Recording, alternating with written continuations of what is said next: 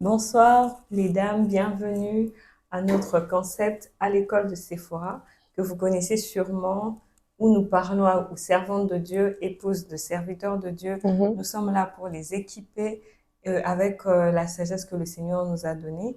Et pour ce soir, nous avons encore un merveilleux thème avec une invitée qui n'est plus à présenter. Mhm. D'ailleurs, c'est un visage connu, c'est même la marque du réseau des épouses épanouies, si on peut le dire ainsi. Et le thème, c'est sortir du lot. Aujourd'hui, ce soir, nous allons discuter autour de ce thème. Bienvenue à cette rencontre. Bienvenue, Bienvenue. Maman Nina. Merci beaucoup, Maman Géto. Nous vous recevons au milieu de nous Mhm. et nous avons un thème merveilleux que je pense qui va édifier beaucoup, qui va bénir beaucoup des femmes, Exactement. sortir du lot. Mhm. Déjà, ça donne un peu des idées. On a envie de se poser la question, c'est quoi sortir du lot? De manière simple, sortir du lot veut dire sortir de se démarquer, être exceptionnel, sortir de la ligne comme tout le monde et être remarquable.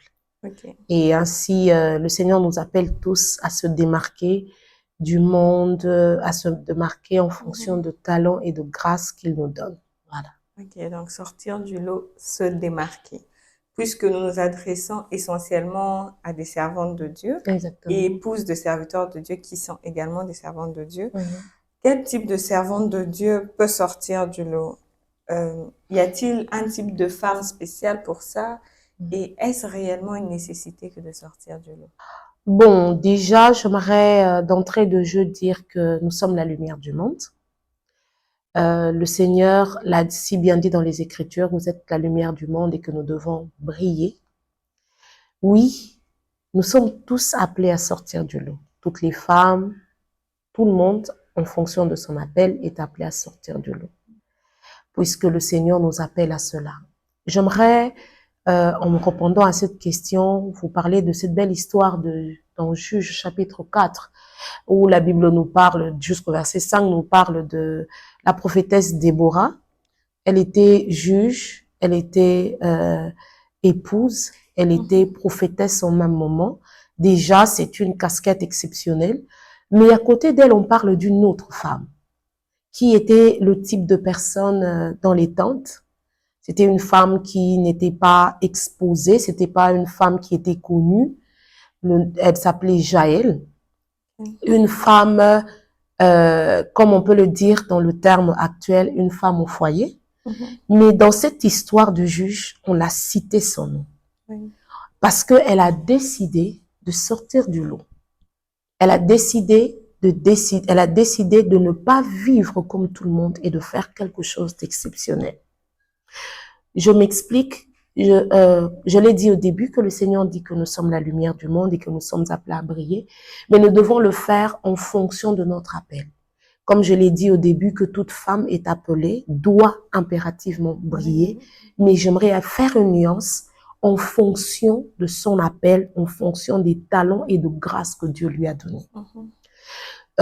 La Bible nous raconte une histoire dans Matthieu chapitre 25, nous parle des talents que Dieu donne à Ok. chacun. À l'un, il a donné un, à l'autre, il a donné trois, à l'autre, il a donné 5. Cinq.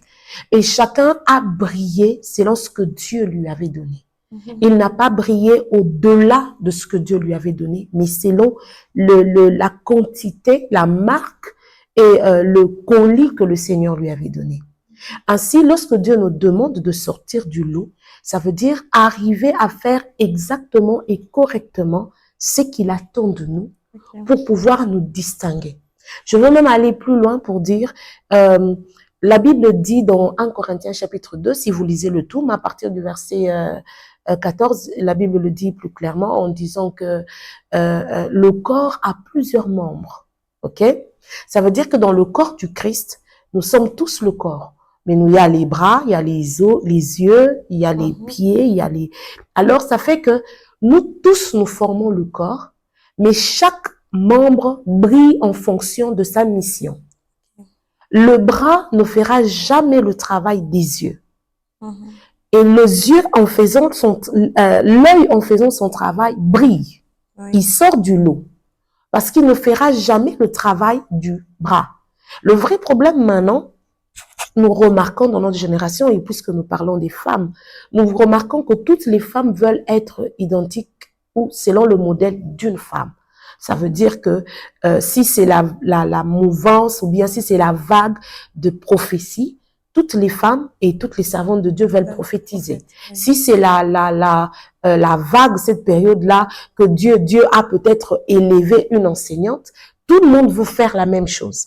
Alors que lorsque Dieu veut que l'on brille, ce qui fait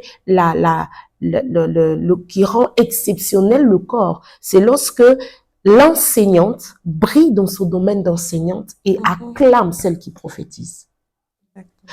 Celle qui est appelée au pastorat brille dans son domaine en tant que pasteur et acclame celle qui est appelée à enseigner ou à prophétiser. Ainsi, nous sommes toutes appelées à briller, mais j'insiste, selon l'appel de chacune de nous. Et à la question de est-il nécessaire? Oui, il est nécessaire. Parce qu'en brillant, en sortant du lot, en se démarquant, nous accomplissons la volonté de Dieu. En se démarquant, nous accomplissons la volonté de Dieu. Mesdames, il vous faut briller. Mais s'il vous plaît, dans votre domaine, selon votre appel, ne cherchez pas à vous comparer ou à vous conformer. D'ailleurs, les Écritures le disent si bien, ne vous conformez pas. Alors, ne vous mettez pas dans le lot du conformisme, sortez du lot pour la gloire du Seigneur. Amen. Alors, que peut faire une servante de Dieu alors pour briller, pour sortir du lot? Pour sortir du lot, la première des choses à faire, c'est d'abord savoir et connaître son appel.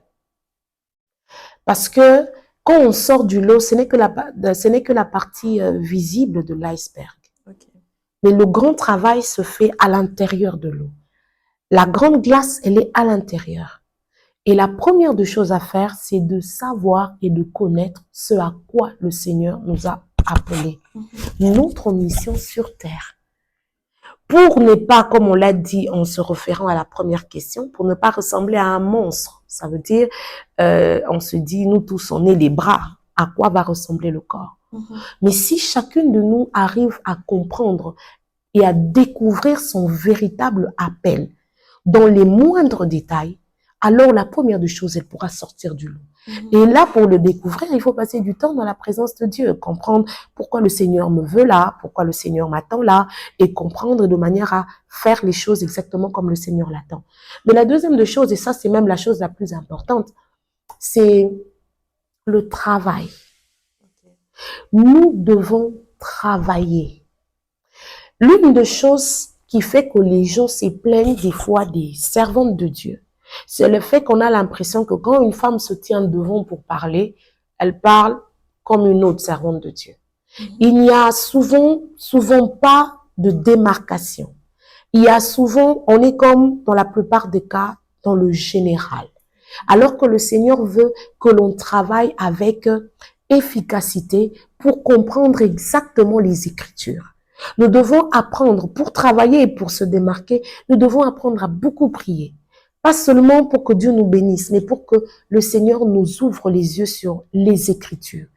Qu'est-ce que la Bible dit? Qu'est-ce que la Bible veut exactement me dire dans ce passage?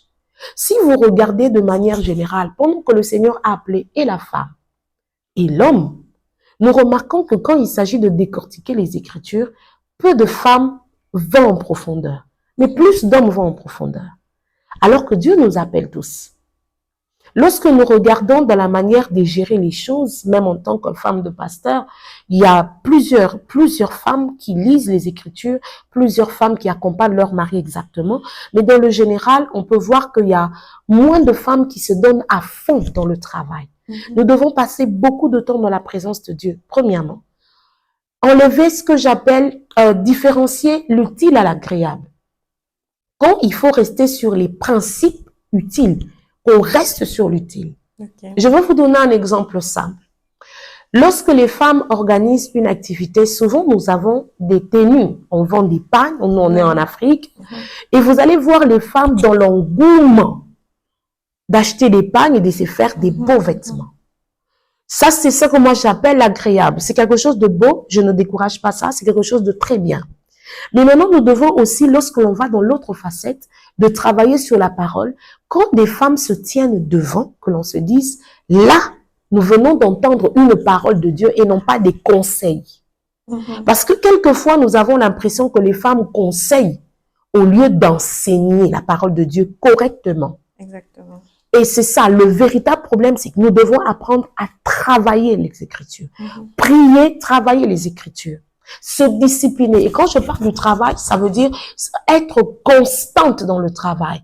Et non pas se dire pendant cette semaine, j'ai lu la Bible, j'ai médité, j'ai prié à 4 heures. La semaine prochaine, c'est mon jour de repos. Non, non, non. La semaine prochaine, je maintiens le même rythme pour aller de gloire en gloire. Je dois travailler efficacement. Il y a un autre élément, c'est la lecture des livres. Nous devons apprendre à lire des livres et non pas à lire que les commentaires des gens sur TikTok ou sur Facebook ou sur YouTube. Nous devons apprendre à nous habituer à la lecture. C'est vrai que c'est peut-être une blague, mais deux fois c'est un tout petit peu une réalité. Lorsqu'on dit, lorsque vous voulez cacher un secret, particulièrement à un homme noir, cachez-le dans un livre. Il ne le lira jamais. Et nous voulons que notre génération soit une génération qui se démarque en prenant le temps de lire, de se cultiver. Et pour être aussi une servante de Dieu ou une femme de pasteur accomplie, il faut pas seulement lire des choses qui ont trait à la parole de Dieu, mais se renseigner, être cultivé dans autre chose. Qu'est-ce que la Bible sur tel domaine dit? Qu'est-ce que la Bible sur la politique dit? Parce que de toute façon, être servante de Dieu ou accompagner son mari en tant que serviteur de Dieu, c'est du leadership que l'on manifeste. Exactement. Et lorsque vous n'avez jamais lu un livre sur le leadership, vous ne vous êtes jamais renseigné sur le leadership. Quel type de leader en tant que femme de pasteur ou en tant que servante de Dieu vous allez manifester? L'autre élément, c'est de rentrer à l'école. Certaines personnes disent, oh non, ma tête là, je n'ai plus ma tête aux études. Alors qu'il faut lire, alors qu'il faut apprendre. On n'apprend pas assez jusqu'à son dernier souffle. Nous devons toujours maintenir cette soif d'apprentissage. Et pour conclure, suivre exactement les orientations que Dieu nous donne. Plusieurs personnes le font. Elles lisent, elles vont à l'école, elles prient, elles méditent, mais certaines le font pêle-mêle. Lorsqu'on sait ce dont quoi on est appelé et que l'on écoute les orientations du Seigneur, on saura poser les actes qu'il faut. On saura poser l'acte qu'il faut, le geste qu'il faut, et comme je le dis, on saura faire le bon mouvement. Comme l'a dit, comme l'a fait Jaël, elle n'a pas cherché à être comme Déborah. Elle a posé l'acte qu'il fallait par rapport à son appel et par rapport à ce que Dieu lui a donné. Ça, c'est merveilleux. Et par rapport à Jaël, bien évidemment, elle a posé l'acte qu'il faut, mais aussi au moment qu'il fallait. Et aussi au moment qu'il fallait. Elle a attendu que son époux soit épuisé, qu'il aille se coucher, parce que avant, très certainement, physiquement, il devait être plus fort qu'elle. Et ça aussi, c'est très important, mesdames, les instructions, mais au bon moment. Et comme maman Lina l'a dit, pour sortir du lot, il faut se découvrir. Découvrez-vous dans la parole de Dieu. Prenez du temps avec vous-même. Essayez de comprendre quels sont vos talents, les choses que vous faites facilement. Documentez-vous, apprenez. Et ce sera pour la gloire de Dieu. Ne vous limitez pas aux informations que vous avez eues hier. Parce que je vous assure que dans ces derniers temps, la connaissance est en train de croître et terriblement. Pas seulement dans le monde, mais même dans la maison du Seigneur. Alors, maman Lina, c'est quoi le plus grand obstacle qui empêche une servante de Dieu de sortir du lot et comment le déplacer? Le plus grand obstacle, selon moi, je pense qu'il n'est pas externe, je pense qu'il est interne. Et je crois que le plus grand obstacle pour s'épanouir, c'est soi-même. Parce que nous devons avoir et trouver la force en nous pour pouvoir attaquer l'extérieur. En revenant seulement sur Jaël, la Bible déclare que c'est elle qui appelle l'ennemi d'Israël, j'ai omis le nom, à entrer dans sa tente. Elle attend que le monsieur se repose. Mais nulle part dans la Bible on a dit qu'elle était avec des gens. Elle était seule dans sa tente. Et elle a attendu que l'homme s'endort profondément pour poser l'acte. Elle pouvait se dire, c'est un homme de guerre. Peut-être qu'à un moment, si j'essaie d'agir, il va peut-être se relever, il va m'attaquer. Elle pouvait se dire, cet homme, parce que lorsque la Bible parle, on dit que cet homme avec sa famille et la famille de Jaël et la famille de Sisera était, comment on appelle, était en bon terme. Elle pouvait se dire que je suis en train de mettre en jeu notre relation. Mais elle n'est pas restée dans ça. Au-dedans d'elle, elle a trouvé la force nécessaire pour se dire, là, je dois agir selon l'utilité nécessaire. Là, maintenant, j'enlève ce qui est agréable, j'enlève ce qui pouvait me faiblir, mais je sors la force qui est au-dedans de moi pour attaquer l'opportunité qui se présente au-devant de moi. Donc, en elle, elle a enlevé et fait tomber tous les obstacles de manière à attaquer. Je veux donner mon exemple.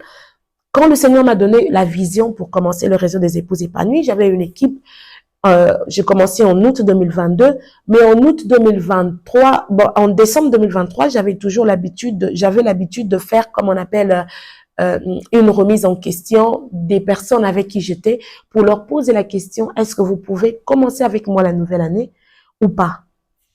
Et je me suis retrouvée en posant cette question avec une seule personne. C'était toi d'ailleurs. Et maman Gétou était enceinte, elle était au premier trimestre de sa grossesse, qui n'était pas du tout facile. En d'autres termes, je m'étais retrouvée seule. J'ai commencé l'année 2023 avec beaucoup d'idées, mais sans équipe. Et je vous assure, c'était hyper difficile pour moi de continuer à me lancer. J'ai commencé à me poser des questions. Est-ce que je dois continuer ou est-ce que je ne dois plus le faire? Mais j'ai trouvé la force nécessaire en moi pour pouvoir continuer l'œuvre que le Seigneur m'avait donnée. Aujourd'hui, j'ai une plus grande équipe et l'œuvre a plutôt grandi qu'hier. Et je me dis, si au plus profond de moi, je n'avais pas ressenti la force nécessaire, je ne serais jamais allé loin. Je vais encore donner un autre exemple. En 2019, après que j'ai eu mon fils, je sentais dans mon cœur que je devais reprendre à servir Dieu. Mais j'étais seule, sans bonne, sans travailleur. Et je me disais, bon, mon fils a 1 année, je fais comment? Mais je me suis dit que si je me donne des raisons, je ne servirai pas le Seigneur maintenant. Mais je sentais au plus profond de mon cœur que je devais rentrer pleinement dans le service. Si l'obstacle, si au-dedans de vous, vous n'enlevez pas l'obstacle qui est vous-même, vous n'irez nulle part. Mais si vous brisez la glace et vous vous dites que je peux y arriver, oh, je vous assure qu'avec la grâce de Dieu et l'aide du Seigneur, vous irez loin. Pour ma part, le plus grand défi à relever, c'est nous-mêmes. Lorsque nous mettons déjà devant nous, nous nous disons que nous pouvons y arriver, nous allons y arriver. Peu importe ce qu'il y a au-devant de nous. Peu importe le ménage. Peu importe les enfants que nous avons. Peu importe le travail que nous avons. Si en tant que servante de Dieu, en tant que leader, nous nous disons que nous allons y arriver, nous allons y arriver par la grâce et la force du Seigneur. Donc, le plus grand obstacle, c'est soi-même. Soi-même. Alors, il faudrait réussir à sortir cette grande femme, cette lionne que l'on est à l'intérieur. D'ailleurs, en parlant de lion, le lion, quand il doit rugir, il puise en lui la force de sortir le cri. Alors, mesdames, puisez en vous la force nécessaire pour accomplir la mission. Parce que de fois, on aime se reposer sur les autres, mais à force d'attendre de l'aide, vous attendrez longtemps et il est possible que le Seigneur vous reprenne sans que vous n'ayez accompli la mission à laquelle il vous a appelé. Exactement. Alors, est-il possible pour une femme de servir pleinement Dieu en étant équilibrée dans la vie? C'est vraiment faisable. Oui, c'est très faisable, c'est très possible. Il est juste question de s'organiser. J'avais souvent ce problème-là. c'est que j'avais un problème d'organisation, ce qui fait que des fois, je me sentais débordée. Des fois, je me réveillais le matin épuisée, fatiguée, je sais pas bien entamer le jour qui suit. Mais j'ai décidé de m'organiser. Chaque matin, j'ai pris cette habitude de mon mari. Il a l'habitude de noter dans son carnet ce qu'il a à faire. Et moi aussi, j'ai pris l'habitude de noter. J'écris, aujourd'hui, j'ai ça à faire. Et des fois, je me rendais compte, quand je suivais la logique des choses, déjà vers 13h, je finissais le 3/4 de ce que j'avais prévu de faire. Et puis maintenant, j'entrais dans les engagements qui nécessitaient de faire l'après-midi. D'abord, c'est une question d'organisation. Il faut vraiment s'organiser personnellement en tant que femme. De manière pratique, je veux vous dire, il faut se lever tôt. Il faut pas commencer la journée à 6h. En se levant à 6h en tant que femme, vous perdez déjà la première chose à faire, votre temps de prière et de méditation. Moi, je me réveille à 3h. Le plus tard, c'est 4h. Je prends déjà mon temps dans la prière et dans la méditation parce que quand les enfants vont à l'école, c'est à 5h45 qu'ils doivent être debout. Et quand je me réveille, je prie, je médite, je les envoie, je les apprête pour l'école et maintenant je commence mes tâches. Je m'organise avec mes tâches. Il y a de celles qui profitent du départ des enfants pour travailler la journée. Il m'arrive aussi de m'organiser comme ça. Quand les enfants partent, tout mon avant-midi, je le consacre au travail. Mais il y a des femmes qui sont appelées au ministère, mais qui sont aussi dans les séculiers. Déjà, d'entrée de jeu pour ces genres de femmes, il faut dire, votre veille doit être à 3h. Et allez vous coucher plus tôt. Ça vous facilitera la tâche. Vous devez vous organiser. Si vous ne pouvez pas dormir à 20h, vous pouvez dormir au plus tard 22h. Et bon, maximum 6 heures de repos. De 22h à 4h, vous avez 6 heures de repos. Tenez compte de votre repos. Il est très important, il est très capital. Parce que si vous n'avez pas un bon temps de repos, vous n'allez pas alors pas être en mesure de bien attaquer le jour qui suit. Il y a des saisons où vous n'aurez pas de temps, vous devez maximiser dans le travail, maximiser. Mais au bout de ce travail, vous devez avoir 2-3 jours de repos. Pour certains, même aller en vacances si vous en avez la possibilité. Ça, c'est un élément. Mais un autre élément, il faut apprendre à déléguer les tâches. C'est la raison pour laquelle je dis, la difficulté que j'ai eue dans la précédente question, c'était je n'avais pas d'équipe, mais je devais avoir la force en moi. Apprendre à former une équipe des personnes qui vont pouvoir faire certaines tâches et vous donner un temps de répit. Par exemple, vous êtes responsable d'un ministère, vous devez avoir quelqu'un qui sera chargé de votre com, sinon ça sera catastrophique. L'autre élément, c'est que vous êtes femme de pasteur, vous devez trouver un autre élément, comment je peux dire, vous devez trouver la force nécessaire, vous devez trouver des personnes qui pourront vous aider quand il va falloir accompagner votre mari dans le service, vous devez vous présenter à l'église, vous devez faire ceci, vous devez faire cela, vous pouvez trouver quelqu'un qui va s'occuper de vos enfants en votre absence. Ça vous facilitera la tâche. Et si le Seigneur vous donne aussi le moyen nécessaire d'avoir des travailleurs que vous pouvez payer, trouvez des gens que vous pouvez payer. Par exemple, un travailleur, une femme de ménage, pour s'occuper du ménage, la maison, balayer la maison, faire la vaisselle et faire toutes les autres tâches. Si vous estimez que vous devez vous-même faire la cuisine, organisez-vous pour faire vous-même votre cuisine. Si vous ne déléguez pas, vous aurez de sérieux problèmes. Je répète, dans le sens de avoir un sens d'organisation très élevé et aussi déléguer les tâches de manière à bien vous épanouir dans votre travail. Sinon, ça sera catastrophique. Sinon, ce sera catastrophique. Mais lorsque vous étiez en train de parler, vous avez soulevé un élément, vous avez cité votre époux, de qui vous avez copié une habitude, celle de programmer votre journée, de lister les tâches de la journée. Alors, dans cet équilibre de la femme, de la servante de Dieu, est-ce son mari contribue-t-il? Bien sûr. Sans l'apport de l'homme, c'est compliqué. Déjà, je veux vous donner mon exemple. Si j'en suis arrivée là, c'est parce que j'ai un mari qui m'a accompagnée dès le départ. Si je peux me lever tôt, quitter mon lit, aller intervenir ou prêcher quelque part, lui reste avec les enfants.